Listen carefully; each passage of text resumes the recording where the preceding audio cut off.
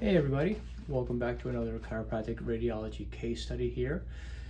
And today we have a 42-year-old female that presented with 9 out of 10 level lower back pain with bilateral lower extremity periodic numbness and tingling. So basically your sciatica type scenario, numbness and tingling down the legs, sometimes the right, sometimes the left. It would kind of switch around on her.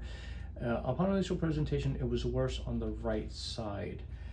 But this has been going on for several months. No mechanism of injury with her, no injury, no trauma, no particular specific event, just something that gradually began and seemingly got worse over time. And after several months of it and getting progressively worse, she presented here for evaluation and possible treatment. So from our x-ray evaluation, we were able to see on the lateral view on the right side here, you will notice there is a significant decrease in disc space between L5 and S1. So we can see there's a nice big space between these two vertebrae. Same here, not so much right there. This is almost bone on bone. Another thing to observe is from the lateral view, you notice these little black oval shapes right here. There's another one. You can see this little black shadow, empty space here. You can see a little bit. There should be one down here. You can barely notice it. These empty black oval spaces are the vertebral foramen. This is where the spinal nerve roots exit. So you have your spinal cord is inside here, and on the left and right side, the nerve roots exit through these spaces. You want them to be nice and big. If they get smaller, that just means that the chances of compression to that nerve root get higher. And then you have your classic pinched nerve. So she was experiencing radiculopathy down the legs from this. Now on the A to P view here on the left side, we can also appreciate a couple other changes. There is pelvic tilting. The right side is higher. This affects how much weight she is putting on one leg versus the other leg. And also we can observe that the right ilium compared to the left ilium looks a little bit smaller, the left looks a little bit bigger. And this is also a rotational component. This side has gone posterior. So when the patient is laying on her stomach in the prone position, the left glute or the left butt cheek looks higher on the table than the right side. This is elevated because it's rotated posteriorly.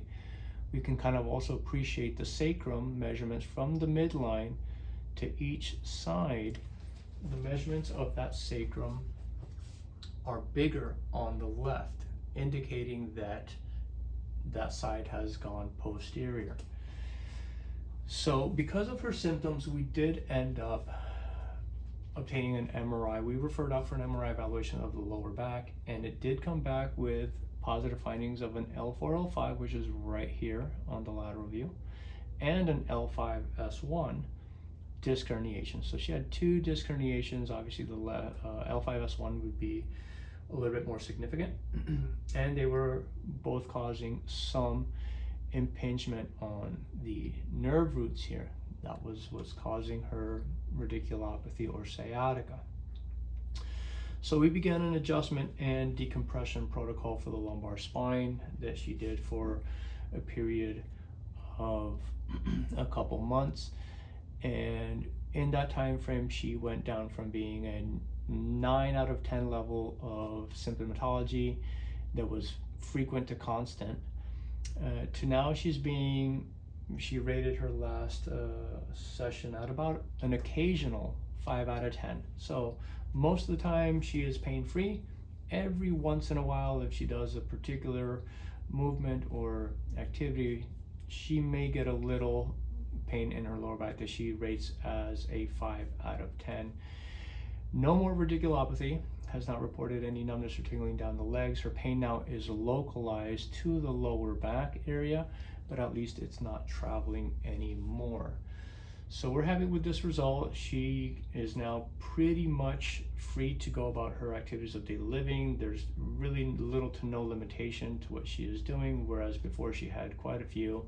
Could not sit, could not walk for long periods of time, could not bend backwards, very restricted.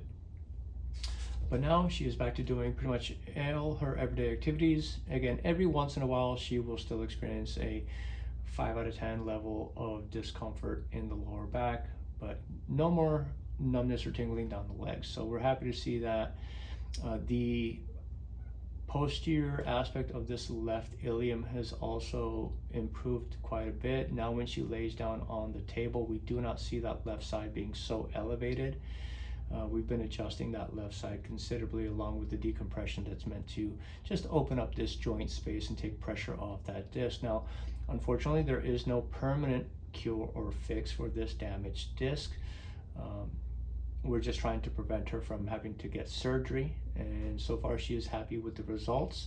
She is surgery free thus far and able to go about her daily routine, and at this point she just comes in for periodic maintenance care, anywhere between once a month or every 2 weeks, just depending on her as needed basis, related to her everyday activities and levels of stress. But she is basically now pure maintenance. So hope you guys found this one instructive. Again, this is a 42-year-old female, numbness and tingling down the legs, and we saw that there was 2 lumbar disc herniations that treated conservatively with decompression and chiropractic adjusting helped to relieve a lot of her symptoms.